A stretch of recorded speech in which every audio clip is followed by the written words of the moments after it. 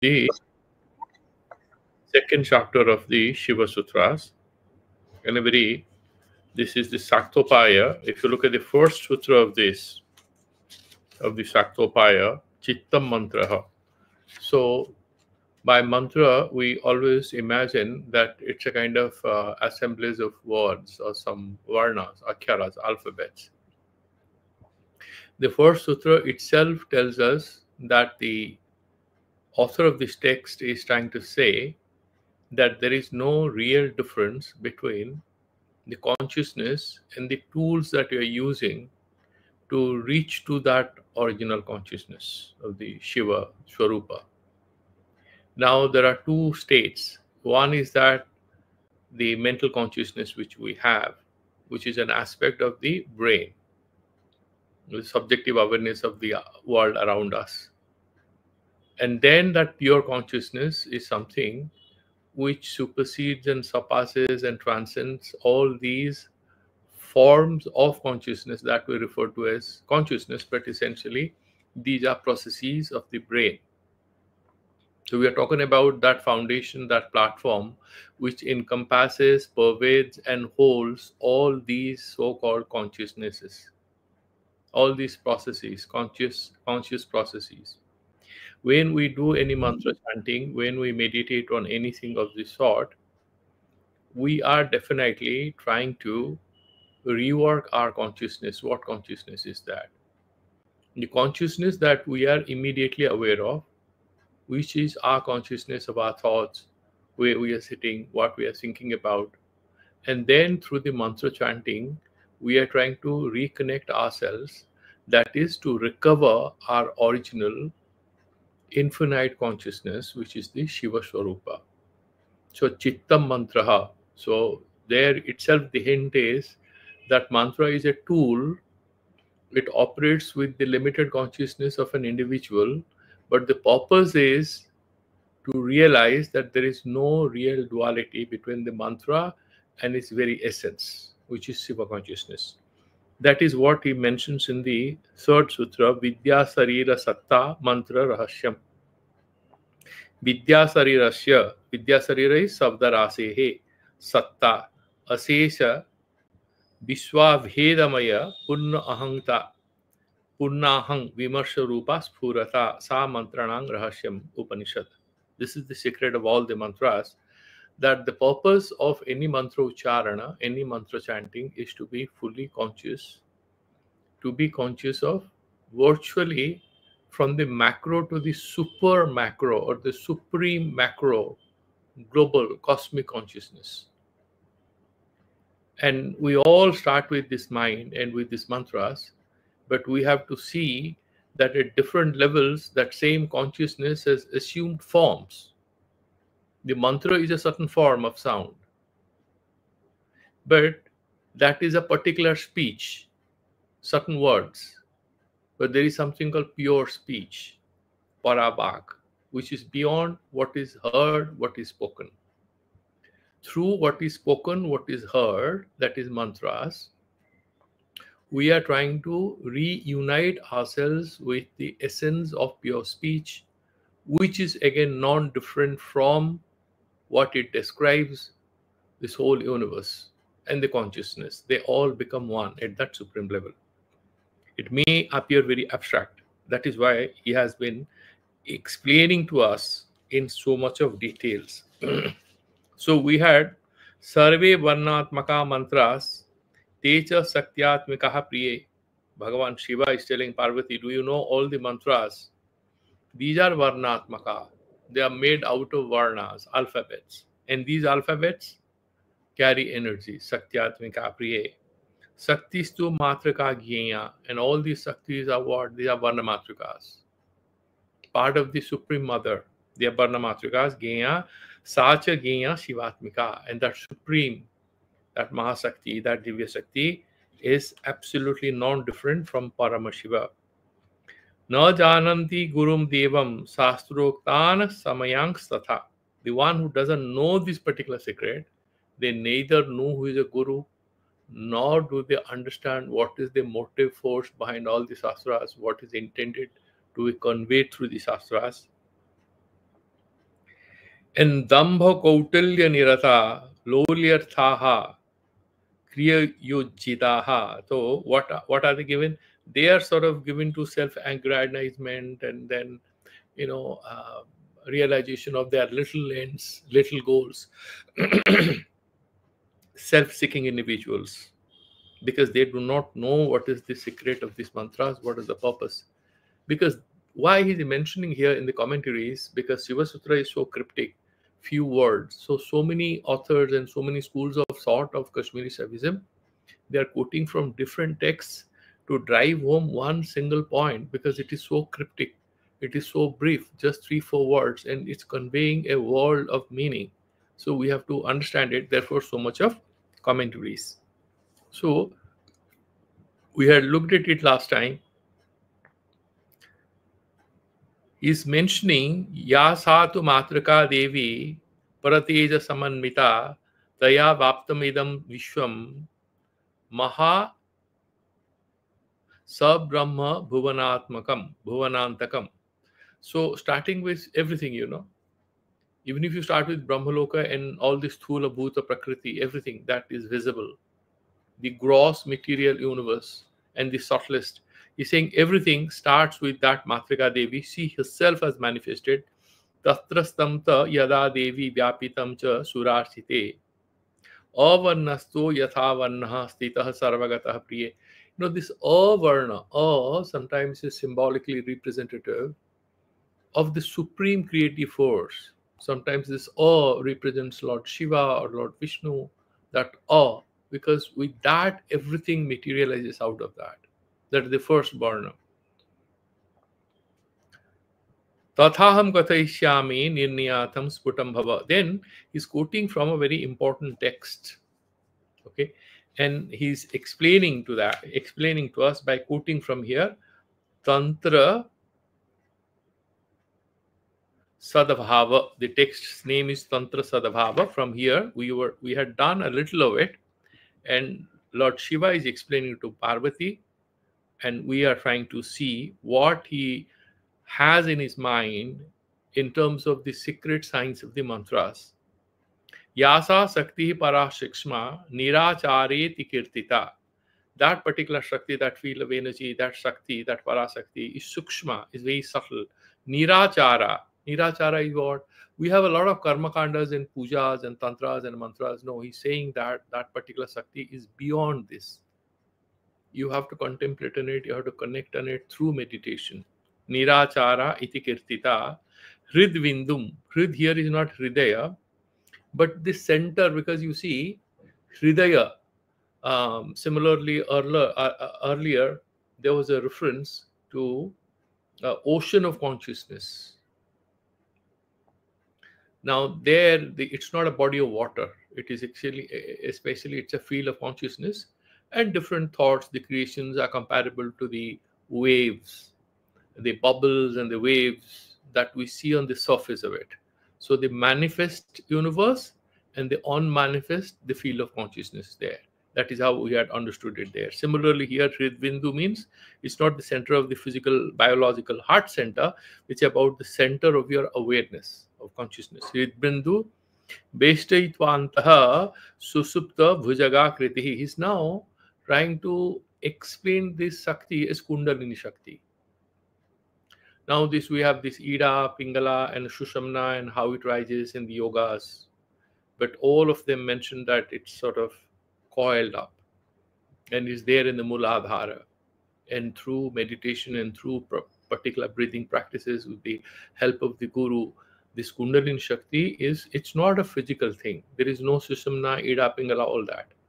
These are not biological entities that you can actually have a MRI scan and you can look at them. None of these. There's a kind of these are energy centers of the subtle body, not of the gross physical body. So he's saying Beshtaitva Antaha Susupta Bhujaga Kriti. Bhujaga is snake. So it's like a snake lying in the Muladhara. Tatra Supta Mahabhage Na Kinchena Manyate Ume. Hey Uma, it doesn't recognize anything, it doesn't think about anything. See, the supreme consciousness which is there in us is imagined is to be in a sleeping state. Because if we actually accept that we are already aware and awakened beings, if we are awakened, then why we are doing this spiritual sadhana? We are already awakened. So there is an imagination that right now we are in a state of deep sleep. Why so? Because that spiritual energy is kind of in a coiled up state. It's not yet woken up. You have to disturb it, you have to wake it up. Then it will go to different energy centers and it will give you liberation, it will give you that sahasrara. It will go in the yoga center, in the yoga, the kundalini, different chakras are there. Here the understanding is slightly different.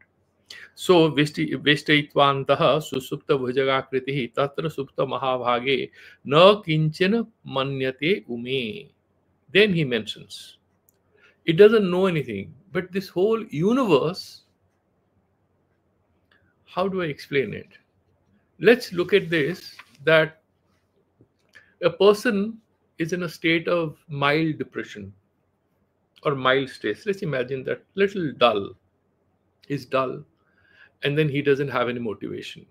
He's lying on his, it's a holiday, it's a Sunday, he's not wanting to do anything, he's lying on his chair, and then his mother comes to that boy. Let's imagine it's a young boy, 15, 16, finished his school, he's yet to enter into college, the vacation time, he's lying down. Mother comes, gives him a cup of coffee, some snacks. How's everything going? Slowly, she reminds him of a few things that he's supposed to do. So what do you think you're going to do? What course you're going to do? Where do you want to be in life? Once that conversation starts, you don't have to advise anything to that boy. You just have to ask what are the things he has in his mind. Then he starts articulating. That's what all the counselors do. When he starts articulating, what is the role of the counselor here? The counselor is exactly like what is mentioned here about Kundalini Shakti. You have to awaken it. So the counselor, or the guru, or the external help, they essentially are trying to waken up that sleeping energy. That means all the things are there, but they come alive when willfully the human subjects tries to meditate on them, contemplate on them. Then he understands, okay, so many things are left to be done. He feels very restless. He immediately wakes up. Even if he's going to sleep, he'll wake up and he'll go to his study table because there's so many things to be done. Many times it happens to us. We absolutely, there is nothing other than a person who is a little enlightened and a person who is not. Because the person who is enlightened, he has a sense of purpose. That means what? He is fully aware of, with internal light of awareness, fully aware of what are his goals, what are things he's supposed to do, what are his areas of weakness that require a bit of improvement. That is a kind of self-consciousness. And that is his strength with which he moves forward. When you use the word enlightened, it's too big to describe this mean state of being a little self-aware. So many professionals who are very much focused and the other ones who are lacking in motivation a little, the real difference is difference in the intensity or depth of awareness as to what we have to do. Do we have to feel restless all the time? No, that is not the purpose of this mantra. He's saying it's not about a particular objective or specific objective oriented awakening that we all engineer in ourselves in everyday lives. Here is much more macro, it's more global. It's much more global in our internal systems.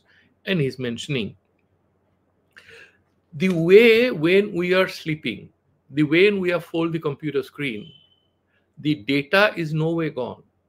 The data is very much there. Once you open the computer, they'll come alive. So all the information, these are sleeping within us. Our goals, our purposes, our values, these are all within us. And then, for example, there's something happening and you have not paid much attention.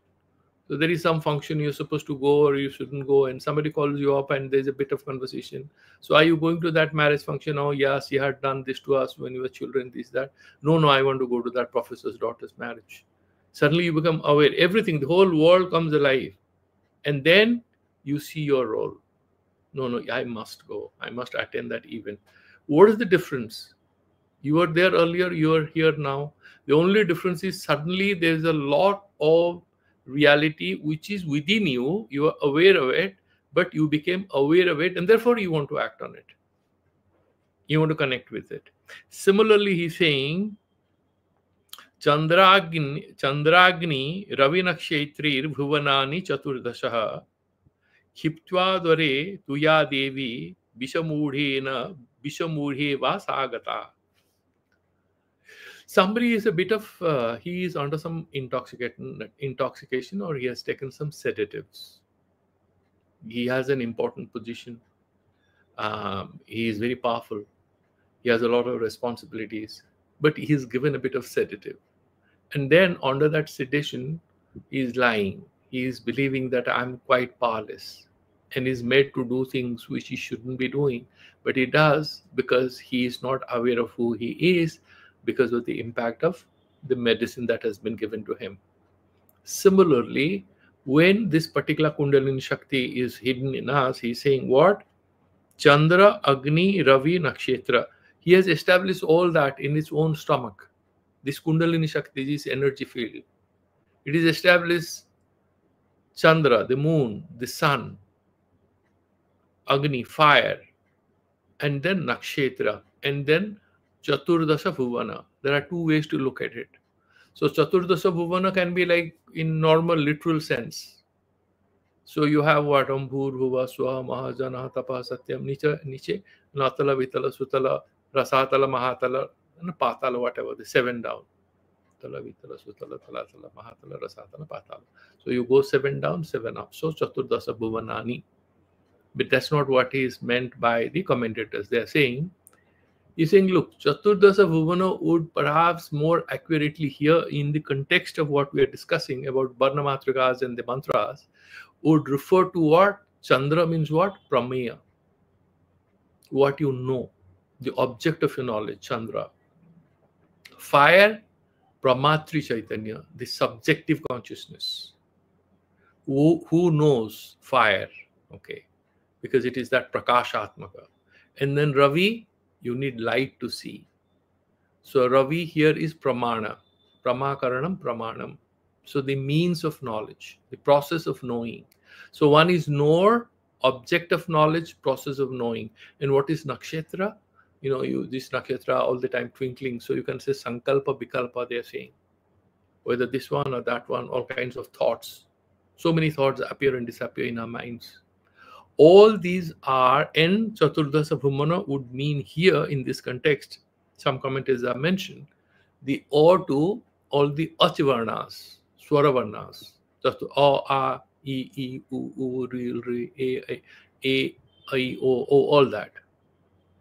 These are the Swaravarnas, these are the Bhuvanas, because you see the mantras will be created out of it. Chaturdasaha, Khiptya Dware, in his own stomach. So in his own body, he's established all that. And then he's sleeping. This whole universe is holding. The best example would be, look at Hanumanji. Jambavan comes, you can jump over and go to Lanka. But how? He said, no, you have all the powers. Ah, really? Yes. You go to this particular mountain and jump off there and you can reach Lanka. You have all this power. Somebody has to remind him of that internal potential. Then he manifests it. Now this Kundalini Shakti has all the potential, but it's hidden. Why? Because it is in a state of sleep. And he's lighting. And then how it wakes up? Prabuddhasa ninadena. And then suddenly it is awakened. How it is awakened? Ninadena. It's not about ninada, it would be about sound. But it's not here sound. The commentators are referring to this word as saying splashes of consciousness. You know, in spiritual life, many have experienced it, and you may have also experienced it, that on a normal day, everything is normal. You had a very normal daily routine, and maybe you had done some sadhana, whatever. And then about this, Carl Jung has done a lot of interesting work. He talks about one inner Purusha, you know, who is that metaphoric presence of the inner voice. which sends out a message to you. And suddenly you see a certain dream in your deep sleep, which sort of ignites your awareness about that spiritual possibility. There are many symbolic dreams that we see in our dreams. And then, or there's a particular event, or you wake up and suddenly you are feeling very different on a morning. You must have experienced these things. Everything is normal, everything looks normal, but you are not normal because your mind is gripped by a different state of consciousness.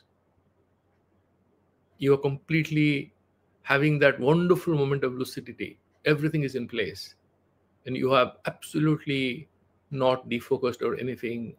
And there is something which is guiding you within. These things happen. When that happens, he's saying, when you have that throb of consciousness, there's a splash of consciousness. It's like a storm surge floods the shore. Similarly, the mind is kind of flooded by a splash of consciousness. Okay, it could be some sanskaras. You ignite it, do you pranayama and puja and this and that, and suddenly it happens. We have done that in the first chapter, that the sadhaka, he experienced this sense of wonder, these moments of wonder, which are spontaneous and they're repetitive. Every moment is a new moment. It's very exciting in that moment of meditation. So prabhuddhasa ninadena parena jnana. And that why this ninada is not simple physical sound. No, he's saying jnana rupena. There's some awakening, some enlightenment, which wakes up that kundalini, that snake. Mathita chaudarasthena vinduna varavarnini. This is the interesting aspect. Mathita. So there is a bit of manthana. It's like, you're like trickling the snake. You're trying to wake it up. So some of the commentators are saying that no, when we are trying to awaken ourselves, you make several attempts. So you might experience a moment of high excitement in sadhana and wonderful few days, and then back to square one. The advice is that actually nothing is lost, because this would not happen at one go. And you'd be stuck again and again when this kundalini is trying to ascend. It'll make one step forward, two steps backward kind of situation may also come. There's nothing to lose, lose interest. There's nothing to care for, but return there again and again. That is what he's saying, that you must return there, because that is what he's saying, uttitatu yadatena kala. And then he's saying, and how long you have to do it? How long you have to do this? Tavadvai brahmavegena matharam sakti vigrahe vedatu prathamotpanna bindavastiti varchasa. Now you might, so very powerful energy is a blissful energy he experiences when he tries to do that. And you will arrive again and again in this state of awareness, and this state of awareness will fade away again and again. But you have to come and do it again and again until finally it happens. Until it actually overwhelms you and that transforms your consciousness, we have to do it again and again. And so it's one after the other. And slowly, so a lot of people, a lot of great gurus, if you look at Ramakrishna Paramahansa, used to lose sense again and again. So they all have gone through series of these awakenings. It's not one awakening. It's a series of things, because there's a bit of purification. With many people, you have a few initial awakenings and they become very happy with it and they get stuck there. They do not move forward anymore.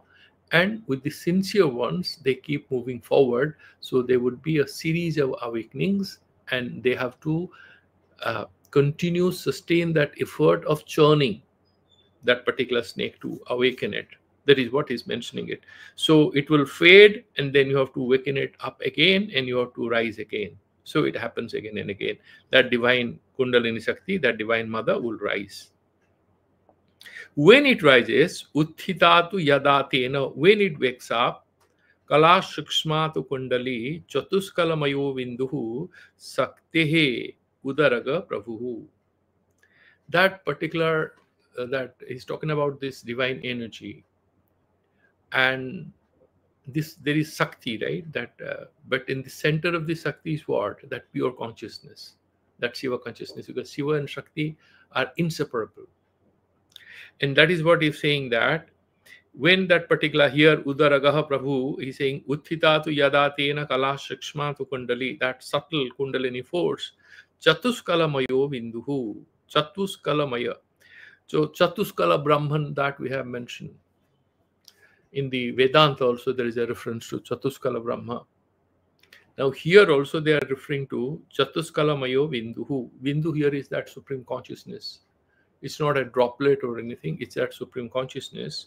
Chatuskala Maya Vinduhu. So here, there are two interesting interpretations. So what are these four aspects? One is the Lakshman Juji. He says that Chatuskala would here refer to Pramatri, Prameya, Pramana, and then the fourth stage where these Triputi or this trine of knower, knowing and known, they get dissolved. The distinctions are lost. We know about it in Vedanta also, when you have this Brahmakara Vritti. Similarly, he is saying that fourth state would mean essentially that these dualities are gone. So Chatuskala would mean one is subjective consciousness or the Pramatri Chaitanya, one is Pramana Chaitanya, cognitive consciousness, Pramana Chaitanya, and would be Prameya Chaitanya, okay, that which is the object of knowledge, Vishaya Chaitanya in Vedanta. And then the fourth one he's saying is digestive, which sort of digests all three. That means it becomes a state where there is Ekakara Vritti, Aveda Vritti. There is Pramana, the Vishaya Chaitanya, and the Pramatri Chaitanya. Through Pramana Chaitanya, there is a Abhinnapatti. The Bhinnata is not there. So once you have that Aveda Avastha, that is the fourth one. That is what he says. Whereas if you look at other commentators who are trying to translate, like for example, if you look at Jaydev Singh and others who have translated the same text of Kshemaraja, because Kshemaraja has not explained, he has just mentioned the sloka, but Chatuskala Maya, very orthodox interpretation, also looks pretty good.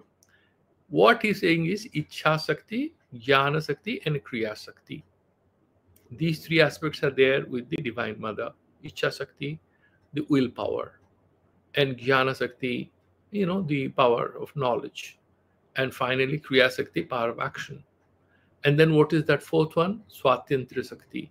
Swatantra is what? That autonomy, that independence, which in a way will provide all three. Swatantra Sakti. The Swatantra Sakti includes in Lord Shiva, for example, that will come again. So he has what? Pancha Saktis. Chit Sakti, Ananda Sakti, Jnana Sakti, Ichha Sakti, Jnana Sakti, and Kriya Sakti. Earlier we have already discussed that Ichha Sakti is superior to Jnana Sakti and Kriya Sakti. Ichha Sakti Uma Kumari. That was the sutra we have done in the first chapter. So that we have covered already. So the Chit Shakti and Ananda Sakti, sense of bliss and that full consciousness, pure one. These are the 5 phases, 5 levels, 5 aspects of that Shakti, and they become Pancha Kanchuka, 5 layers of veils. They hide.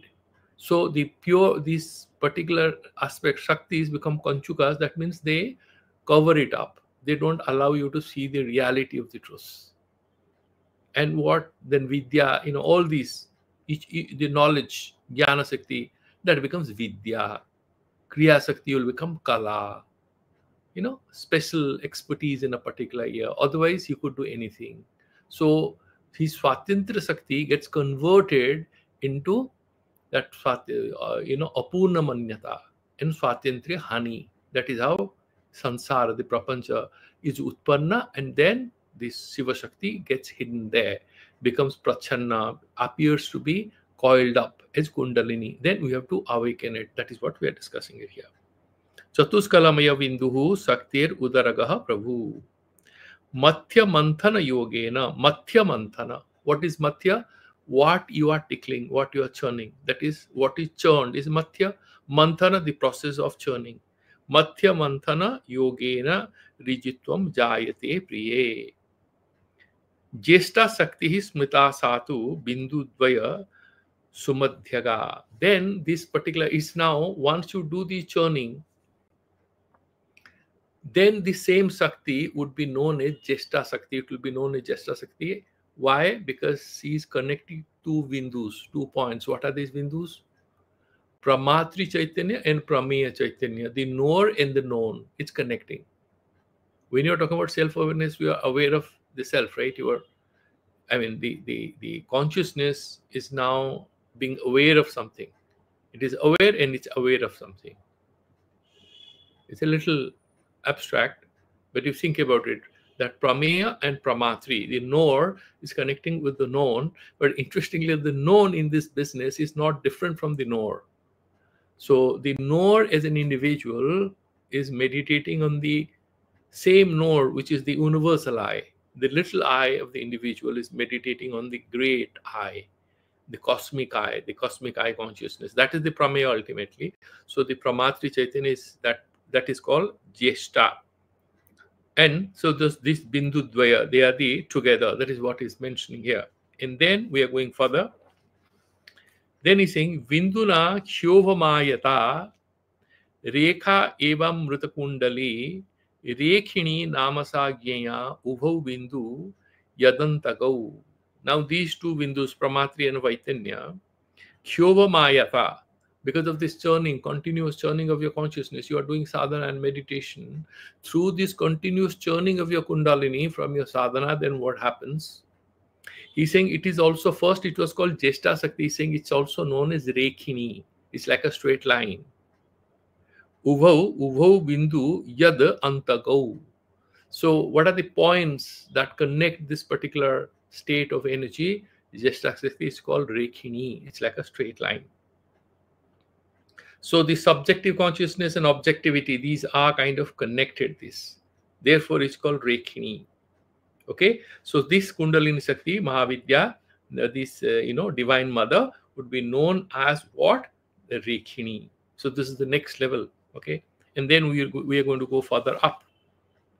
Then he's saying, Tripathasa Samakhyata Rodri Namna Tugiyate Rodhini Sa Samuddishta Moksha Marga Nirodhanat.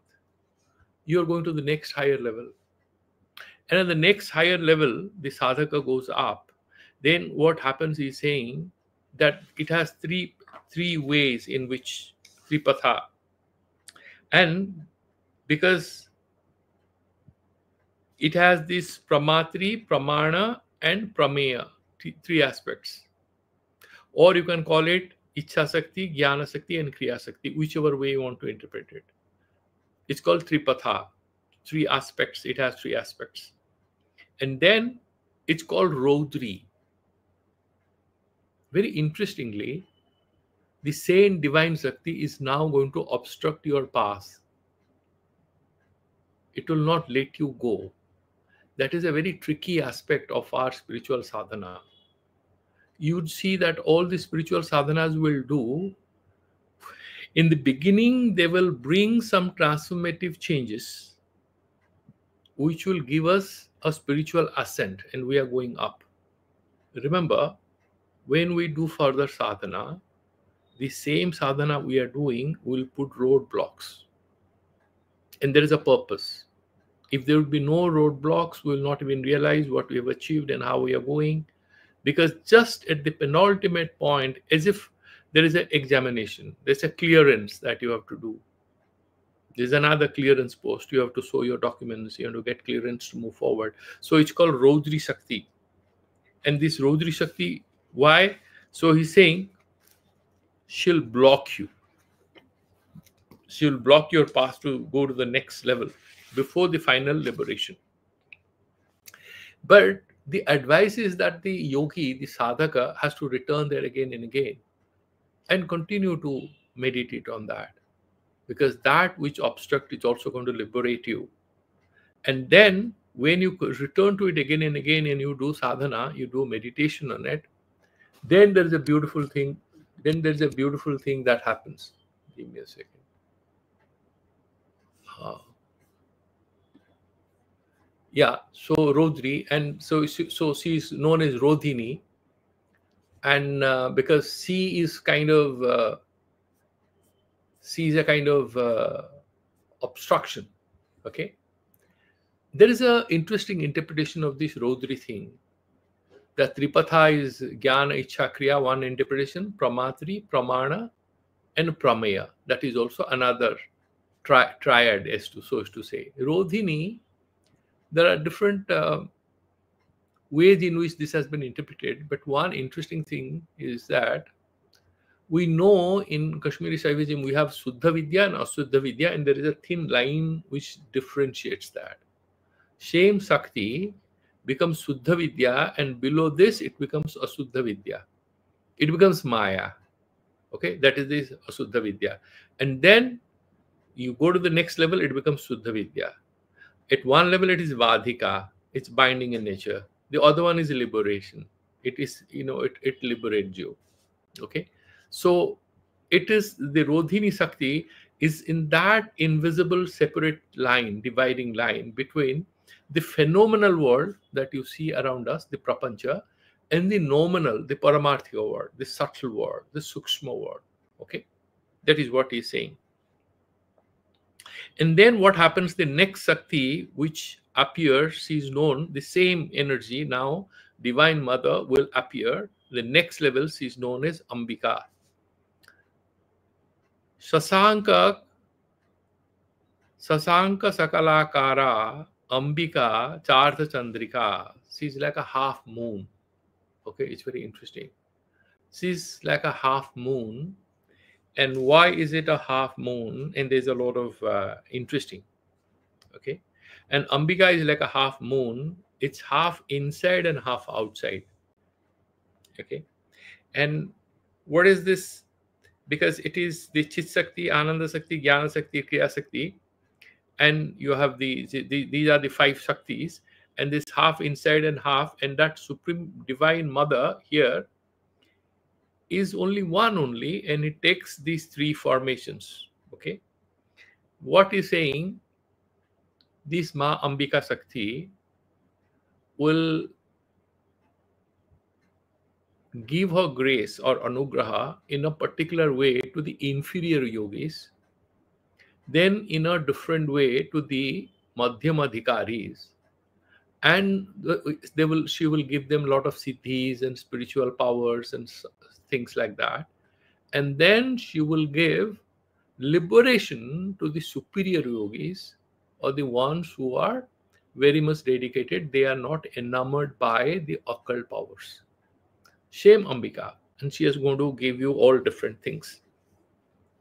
So he's saying, Ekavetham parasaktire tridha satu prajayate. It is one Shakti only, but she is in 3 forms for 3 levels of adhikaris.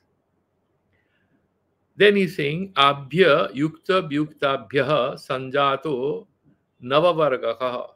And then, if you look at it, then there are 9 classes of letters.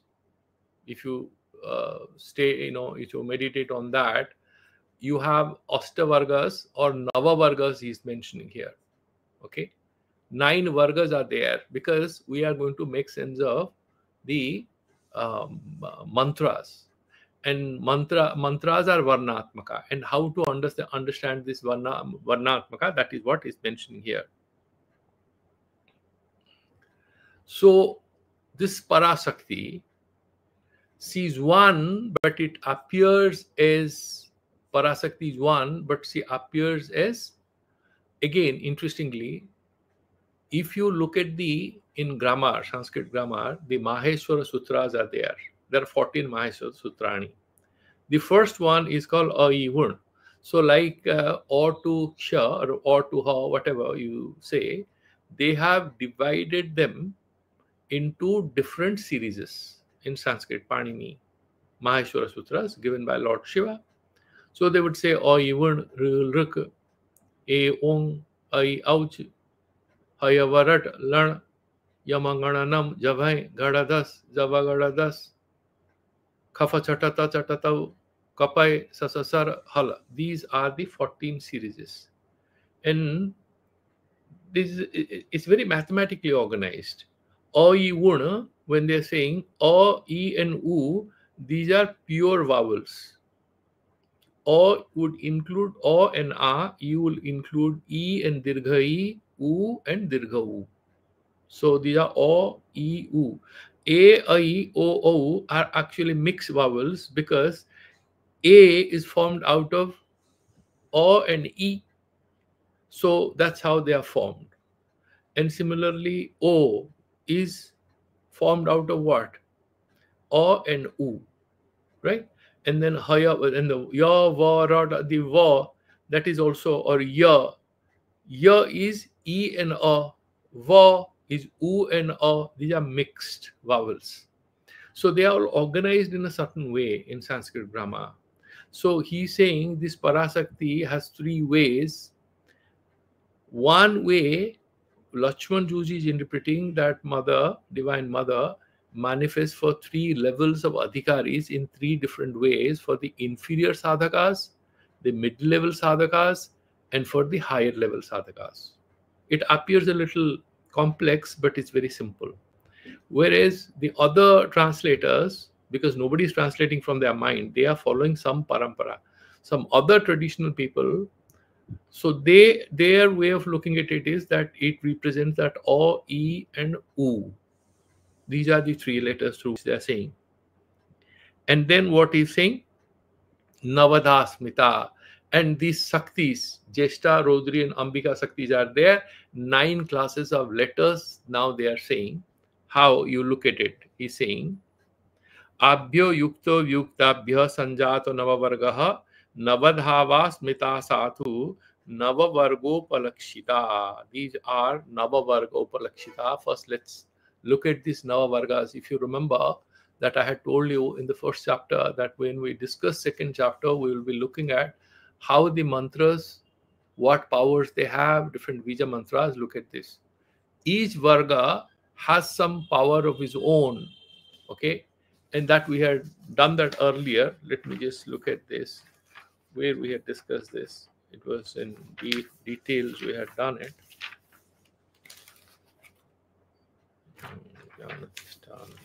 Yeah. Yeah. So, O Varga. So you have all the vowels there. Okay. O Varga and Devata is Vasini and Brahmani is the Matru Sakti.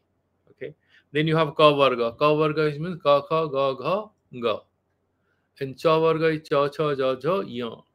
Ta Varga is Ta, Tha, Da, Da, Na. Ta Varga is Ta, Tha, Da, Da, Na. And then Pa, Fa, Ba, Bha, Ma. So, and then you have after Pa Varga, you have Ya Varga. Ya, Va, Ra, La. So that is taking. That is Sarveshwari Sakti. Chamunda is the Sakti. And then Sa, Sa, Sar. So you have Sa, Sa, Sar, Hal. So Sa Varga is Kaulini, the Mahalakshmi. So each one will have its Adhishtatri Devata and the Matri Sakti also. And that is what there was in Swachhanda Tantra. There is a sloka: Avarge tu Mahalakshmi, Kavarge Kamuloda Bhava, Chavarge tu Maheshani, Tavarge Kumarika, Narayani Tavarge tu, Bara Hitu Pavargika, Aindri Cheva, Yavargasta, Chamundatu, Savargika, Eta Sapta Mahamatri, Sapta Loka Vyavastita. So they have Sapta Vargas here. Ashtavarga, they would say that which sort of the Paralakshmi pervades and she's the boss of all the Vargas. But here they are talking about 9 Vargas. Okay. So they are including another Varga and they are mentioning about 9 Vargas because they are adding only letter Ksha. But for others, actually Ksha is a Yukta Kshara, Ka and Sha. So one is Sa Varga, Murdhanya Sha, and a Ka Varga is Ka. But here Ksha is presented is a separate varna. Okay, so Ksha is only one letter there. Okay, Yara, Lava is Yavarga, Pa, and others are 555. So now it's very interesting here. you have these pancha mantras. If you look at it, then after that he's saying what? Pancha mantra gata devi sadhya adiranokramat tena panchavidha prokta gyatavya surana ike. Pancha mantra gata devi. What are the pancha mantras? You know, Lord Shiva has 5 heads. If you go to Pashupatinath, you will see he has 5 heads.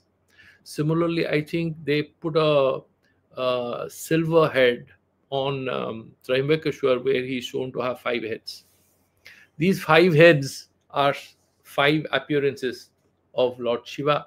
One is Satyojata, the second one is Tatpurusha, third one is Ishana, then Vamadeva, and fourth one is Aghora. Those are the 5. Now, actually, the interesting thing is that these are 5 speeches, because anyway, Mukha means what? Mukha means there is no physical form. It's about sound. Okay, so these 5 mantras, that is what he's saying. And they are sort of these 5 mantras. Pancha mantra gata devi sadhya adir anukramat tena panchavidha prokta gyatavya suranaike.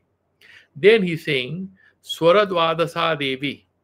The swara varnas, if you look at the a varga, so all the vowels, so if you say they are, if you remove r, and r, they become 12.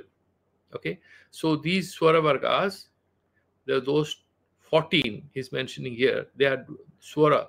Swara dvadasaga devi dvasasasta udahrita akaradi akaradi kyakaranya. So starting with a till kyakaranya stita panchasata vida. So there's 50 alphabets, 50 letters with which all the mantras, this whole universe is created. You know, so if you remember, Jnana Dhisthana Matrika is the sutra in the first chapter that we did. The foundation of all Jnana. Jnanam Bandha is the second sutra. And then to understand why knowledge, inappropriate knowledge, is bondage. Then we had the sutra, Jnana Dhisthana Matrika.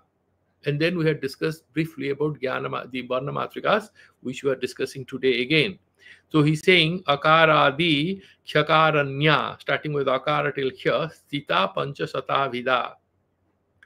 Hritsta ekarnava prokta, kanthe prokta dvitiyaka. Now, we had a bit of discussion earlier on para pashyanti madhyama vaikhari. Paravak is actually beyond speech. Complete non-duality. Then you have the state of Pashyanti. Pashyanti state, Parasakti Paravak is that Kundalini Shakti. Okay, that is the ultimate thing. And then below that you have Pashyanti, Madhyama, and Vaikhari. Pashyanti is where actually word and the object are identical. I say this is a pen. The word pen and the object pen, they are 2 different things. But in Pashyanti state, they are identical. And division between the word and it's not yet visible. The division is not yet visible. Okay. So they say, so there is only light of consciousness there. Okay. So there he's mentioning Hrista Ekarnava Prokta, that Pashyanti state is in the heart of consciousness. Ekarnava, Eka Anu Vishishta, that Shakti. Prokta. Kanthe Prokta Ditiyaka. Kanthe is you have Madhyama in the throat, where the duality is not yet evident, but it is about to arise. It's kind of, it's not yet fully pronounced. Okay. So that is in the throat. When you are chanting, Vaikhari is in the tongue. So obviously you are loudly chanting any mantra, that's called Vaikhari. Madhyama would be muttering in everyday use, literal, not in Kashmiri Saivism the way we are discussing today, but it would be basically Vaikhari means you're chanting aloud, whatever mantras is visible, it's audible, you're doing it through tongue movement, and muttering almost in the throat is what is called Madhyama. So it's not audible. Some people say that actually, so far the chanting prakriya is concerned for japa, just a bit of, very fine movement, frequency of the tongue without producing any sound, they would call it Madhyama, even though here it should be only in the throat. So you can say, but the tongue is kind of vibrating. No real sound is coming out. You are doing the mantra japa. That is called madhyama. Pashyanti is what actually you are absolutely not chanting through the throat or anything. It's all happening in the mind. That is Pashyanti. But para is when actually you enter into samadhi. You become mantra swarupa. That mantra virya that you have experienced, the blissful experience, the power of mantra, you embody it. So you become the mantra itself. You are no more. Mantra is nothing, an external thing that you are meditating on. So when you go there is no more any chanting. Okay. I was talking to, in Orissa, you have these dance before Lord Jagannath at night. And I was talking to one of these so-called experts on these night dances used to happen. And he was saying the rules and regulations are there for the, there is something called Bahara Gayana and Bhitara Gayana. I said, what is the difference? He said, no, he will sing aloud for the Lord. And then there are rituals. That is what other people can see. But there is an internal way where the devotee, that dancer, whether it is male or female, connects with Lord Jagannath, and that is Bhitara Gayana. Nobody watches it. One is that actually the doors are shut and she will dance for him. But the tantric aspect of it is that it's internal to you, so there is no external manifestation. It's happening in this subtle world. So when you have Pashyanti, it's in a very subtle state, but when you moment beyond Pashyanti, when you go to Paravak, absolutely not even at the mental vibration state. It is at the supreme state that happens, that Paravak. And that is Kundalini Shakti. That is the mother. Okay? That is the Anuttara Paravak. Then what is saying? Ekaranama Prokta, Kanthe Prokta, Ditiyaka, Triranava tu Gyatavya. There are three anus. What? Vaikhari. Juha mule sadastita. That is Vaikhari. Juhagre vanna nispattir bhavatyatra nasangsaya. So then the person, the tongue in the speech manifests. Evang sabdasya nispatihi sabda vyapam characharam. Now, starting from one, Ya Sakti Parashukshma Nirachariti Kathita, wahan se, from starting there, from here, he's saying, no, this is the sound, this is the signs of sound. This is the signs of sound through which mantras are created, mantras are chanted, and the purpose of this mantra chanting or meditation on the mantras is essentially to transform your consciousness. That is what he's saying.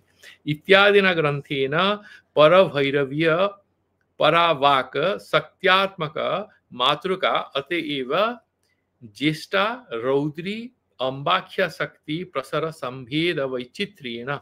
That same parasakti, the same paravak, kundalini shakti, has different levels, takes different names. So she is called that, she's lying like a coil of snake, and then she's saying jesta, connecting pramatri and prameya, then raudri when she obstructs, then ambika, she's liberating, and prasambheda vaichitriyena sarva varnodayasya uktatvat. All these letters are emerging. Varna sanghatana sariranang mantranang. Varna sanghatana, coming together of these varnas.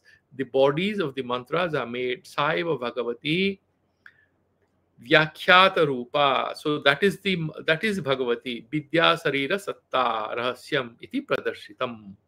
So first, what did he say? Vidya Sarira Satta Mantra Rahasyam. The secret of the mantras lies in the Vidya Sarira Satta. And what is this Vidya Sarira Satta? We have explained to you until now. Then he's saying Pratyagamam cha matrika Malini. So you have these Varna matrikas, and there is another way of chanting the alphabets called the Malini Krama, even little more complicated.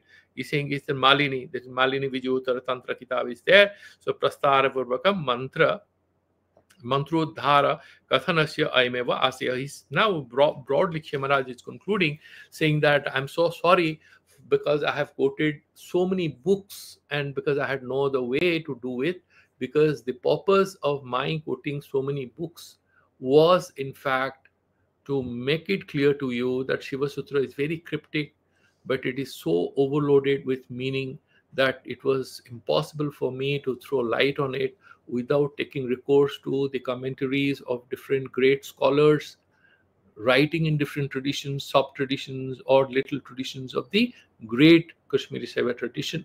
And that is how he concludes it. There is a little more explanatory thing that I would reflect on before we move on to the fourth sutra in the next class on Saturday. Any questions? We have a couple of minutes to go. Anyone, any questions? Okay, so we'll do the Santi mantras.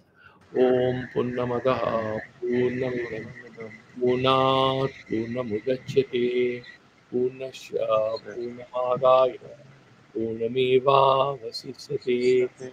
Om Shanti Shanti Shanti. Shri Guru Namaha Hari Om. Okay, so I've stopped the YouTube.